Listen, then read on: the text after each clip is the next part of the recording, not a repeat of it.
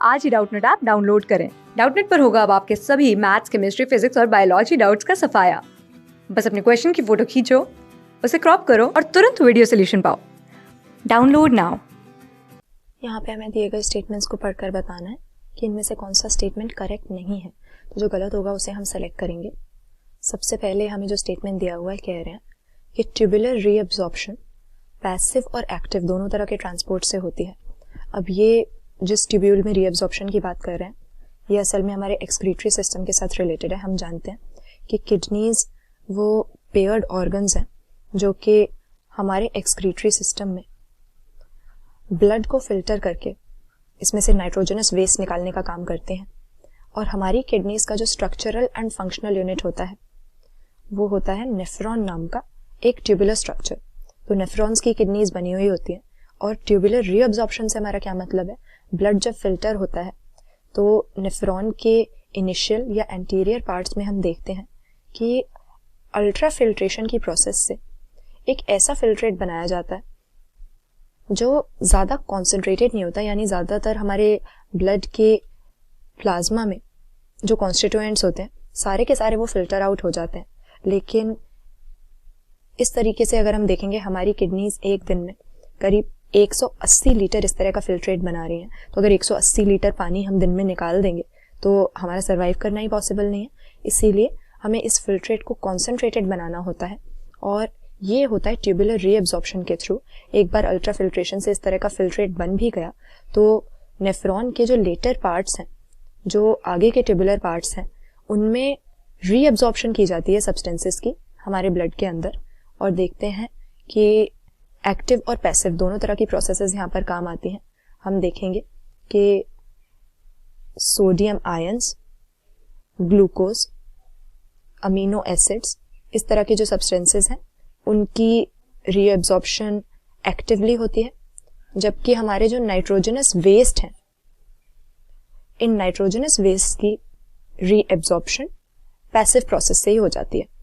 तो यहाँ पर ट्यूबुलर रीअब्जॉर्प्शन में एक्टिव और पैसिव यानी एनर्जी खर्च करने वाले और बिना एनर्जी खर्च किए हुए दोनों तरह की प्रोसेसेस हो रही हैं। तो ये हमारी स्टेटमेंट सही हो जाएगी। इसके बाद में दूसरी स्टेटमेंट में लिखा हुआ है कि एडीएच हमारे डीसीटी और कलेक्टिंग डक्ट में रीअब्जॉर्प्शन घटा देता है। तो एडीएच असल में एक हार्मोन होता है और यहाँ पर डीसीटी और कलेक्टिंग डक्ट जो दिए हुए हैं ये दोनों ही नेफ्रॉन के ट्यूबुलर पार्ट्स हैं। DCT stands for distal convoluted tubule और ये डिस्टल कॉन्वोलेटेड ट्यूब्यूल और कलेक्टिंग डक्ट हमारे नेफ्रॉन में पोस्टीरियर पार्ट्स हैं, पीछे की तरफ आते हैं।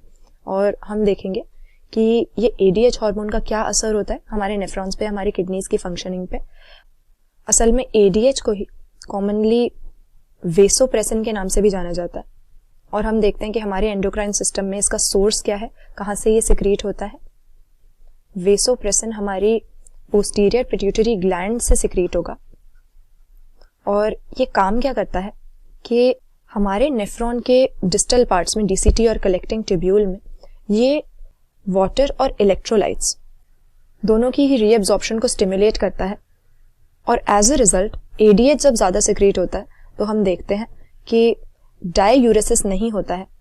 डाईयूरेसिस को ये प्रिवेंट कर देता है, यानी यूरिन के थ्रू वाटर का ज्यादा लॉस नहीं होता। और यही रीजन है डाईयूरेसिस को प्रिवेंट करने की वजह से हम इसको एडीएच या एंटी डाईयूरेटिक हार्मोन कहते हैं। लेकिन यहाँ पर स्टेटमेंट जो इसके बारे में दी हुई है, इसके फंक्शन के बारे में, ये हमारी इनकरेक्ट हो जाती है। क्यों? इसमें कह रहे हैं कि ये वाटर की रीअब्जॉर्प्शन को डिक्रीज कर देता है, जबकि इसका मेन फंक्शन यही होता है कि वाटर और इलेक्ट्रोलाइट्स की रीअब्जॉर्प्शन को ये स्टिमुलेट करे ताकि डाईयूरेसिस कम हो। तो एंटी डायूरेटिक हार्मोन या हमारे वेसोप्रेसिन के फंक्शनिंग के बारे में ये हमारी स्टेटमेंट इनकरेक्ट हो जाती है। आगे देखें तो बाकी दोनों स्टेटमेंट्स भी हमें सही दिए हुए हैं।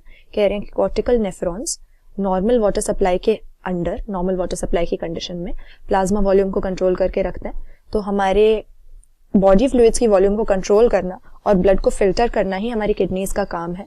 और कॉर्टिकल नेफ्रॉन से हमारा क्या मतलब हो गया, वो जो किडनी के आउटर पार्ट में या पेरिफेरल पार्ट में है और ये प्लाज्मा वॉल्यूम को कंट्रोल करने में रोल प्ले करते हैं। ये बात बिल्कुल सही है। एंड लास्ट में लिखा हुआ है कि एक नॉर्मल अडल्ट 24 घंटों में करीब 1.5 लीटर यूरिन प्रोड्यूस करता है। तो ये तो हम जानते ही हैं कि हमारा जो एक्सक्रीशन है ये यूरियोटेलिक टाइप का है और हम कॉन्सेंट्रेटेड यूरिन प्रोड्यूस करने की एबिलिटी रखते हैं, जो कि एक लाइट येलो कलर का वाटरी फ्लूइड है। पीएच इसका करीब 6 रहता है और इसी के थ्रू हम अपने नाइट्रोजनस वेस्ट को अपनी बॉडी से एलिमिनेट करते हैं। तो एक नॉर्मल एडल्ट जो है 1 से 1.5 लीटर यूरिन सिक्रीट करता है 24 घंटों में, जो कि लाइट येलो कलर का वाटरी फ्लूइड है, जैसा कि हमने डिस्कस किया। और इस यूरिन के थ्रू 25 से 30 ग्राम यूरिया दिन में हम अपनी बॉडी से निकाल देते हैं। तो यहाँ पर 3 स्टेटमेंट्स हमारे करेक्ट हैं। इनकरेक्ट स्टेटमेंट हमको बताना था कौन सा है, तो ये हमारा ऑप्शन बी हो जाएगा, जिसमें लिखा है कि हमारा एंटी डायूरेटिक हार्मोन वाटर की रीएब्सॉर्प्शन को डिक्रीज कर देता है, जबकि ये वाटर और इलेक्ट्रोलाइट्स की रीएब्सॉर्प्शन को स्टिमुलेट करता है हमारे नेफ्रॉन के डिस्टल पार्ट्स में।